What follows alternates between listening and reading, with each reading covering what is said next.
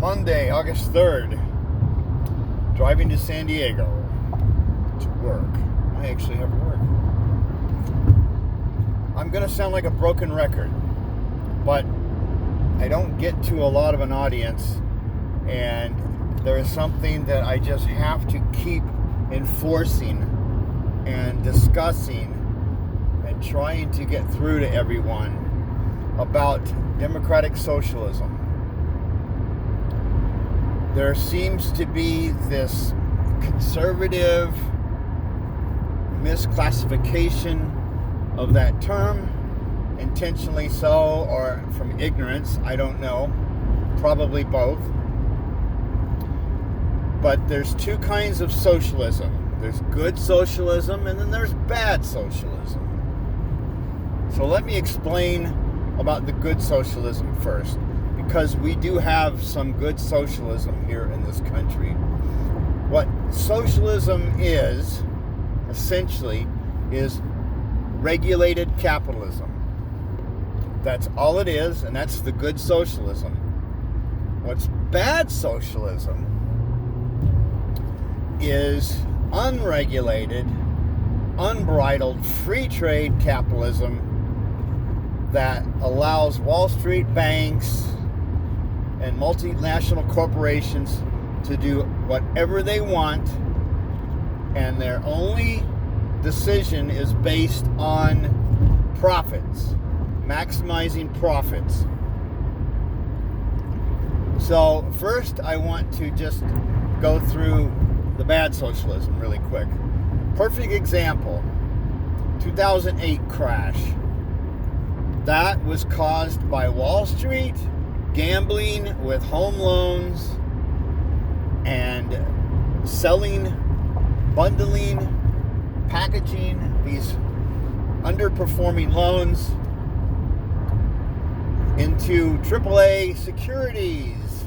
Hey, and selling to everybody, knowing good and well that they were not AAA securities and that they would eventually crash, but considering themselves as too big to fail and being in the having their politicians in their back pocket, they knew that they would get bailed out, which they did. And you can thank George W. Bush for allowing the whole mess to happen. Well, actually, let's blame Bill Clinton first, because he's the one that passed the revoking of the Glass-Steagall Act, which was put into place by Franklin Roosevelt to separate the banking system into a commercial business side and home loans and issues of productive activities, and the financial houses, which are the gambling houses, the ones that take the really risky but high return investments, and to divide these up, because that is exactly what happened back in the Depression. And what caused the Great Depression was exactly what they did this time in 2008. What happened? The banks went running to the federal government. Oh God, if we don't get money, the entire world financial system will collapse. Well, that may very well have been true. However, in a free trade, unbridled free trade capitalist system, those banks should have been allowed to go bankrupt. And in my opinion, it would not have crashed the system. It would have just taken down some of the Wall Street banks. They may have had to split up and demonopolize some of these banking systems, break them down into smaller pieces. That's what should have been done. But no, they went running to the federal government for a socialist handout. And that's what they got. The very first was $800 billion. But then after that, they got more and more loans and grants and giveaways to the tune of several $1 trillion by the time it was all over. The second bad socialism is As an example, let's take Walmart. Walmart comes into a neighborhood, maybe it comes to the city council or whatever, and applies for an application to be able to put one of their stores in the neighborhood. And what they tout is, look how many jobs we provide. So they get tax breaks, etc., to be located in different areas. But the reality of it is that they actually destroy more jobs than they provide. Because what happens is when they bring in all this very cheap garbage and undercut everybody in the neighborhood, all the small businesses end up going out of business. And those that are paying their employees decent wages suddenly find themselves all laid off. So they become dependent on unemployment. Then, when they get a job, the only jobs available are at Walmart. Well, let's see, how much do they pay at Walmart? Minimum wage for most of their jobs. So, what ends up happening is, and I can tell you this as a fact because my daughter actually tried to get a job there, they will give you, as part of their application, a form to fill out to apply for food stamps and welfare. That is bad socialism because the owners of Walmart are billionaires and they can't pay their employees a living wage. So what the government is doing, particularly the state governments, are subsidizing billionaires. That's bad socialism. Sucks. It's horrible. And that's the kind of crap that people don't want. And I agree completely. Nobody wants that. But we end up with it. Because why? The donors have the politicians in their back pockets and they get the decisions that they want because most of these politicians are idiots about economics. They've probably never read an economics book. God almighty. They buy into the Milton Friedman Chicago School of Moronism, of trickle-down theory. They buy into Ayn Rand's libertarian bullshit. Funny enough, when she got, I think it was 65, she started collecting her Social Security and she went on Medicare. Oh boy, well, so much for hypocrisy. So, now let's talk about good capitalism and good socialism. A good capitalist system is a regulated capitalist system. We cannot allow corporations to pollute as they wish. We cannot allow corporations just to abandon their employees in the United States and just pick up and move to cheap labor pools, which in some cases are actually slave labor conditions. We cannot allow these companies to just do whatever they want to maximize profits for their CEOs, their board of directors, and their stockholders. That is what we cannot allow, and that's the kind of regulation we need. We also need to enforce our anti-monopoly laws.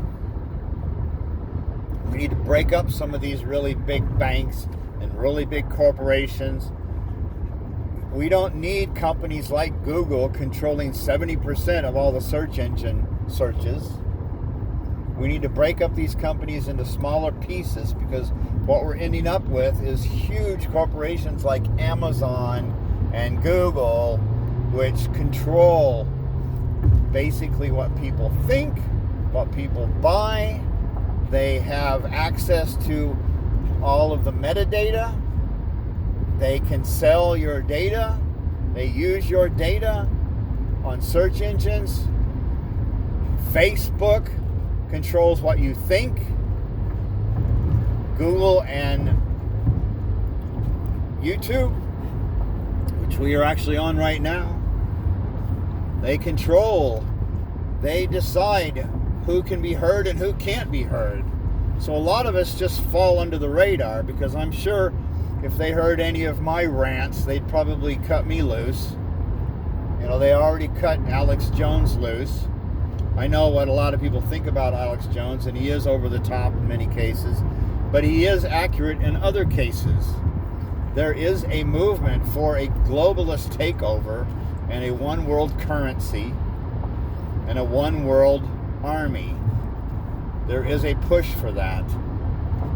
It's part of the American Empire plan, part of NATO.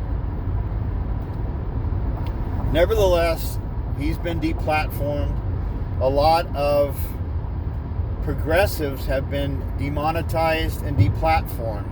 So this stupid notion that it's only conservatives that YouTube is demonetizing and deplatforming is bullshit, as usual.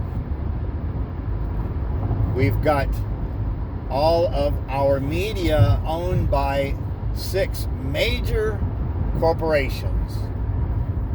They control what you hear, what you think, your opinions, and you don't even know it. It's called manufactured consent. So when the United States empire wants to go into a country like Syria, oh my God, listen to CNN and MSNBC and Fox, and boy, you will think that Syria is the worst country on earth, and we've got to go in and liberate those people against the evil Assad regime that gasses his own people. Which we discovered down the road that, of course, the CIA came up with bullshit because they have an agenda. They're tied in with the military-industrial complex, and they want to see war. More war. What happened to Libya? Completely destroyed, failed state, taken over by Al-Qaeda, just because Obama and Hillary, Queen Hillary, wanted to take out Gaddafi. After he had already made a deal that if he gets rid of his nuclear weapon program, we would not invade. Once he did, then we invaded, had him killed, and now we have open slave markets in Libya. So that was an awesome job, guys. That was great. You really did a wonderful job there. But you don't give a fuck. Anyway, I'm trying to clean up my language a little bit. So, these issues must be faced. We do not need to be the world's police. We do not need a mercenary army for banks and oil companies. Just read Smedley Butler's book, War is a Racket. And that's from a while back. It's only gotten worse since then.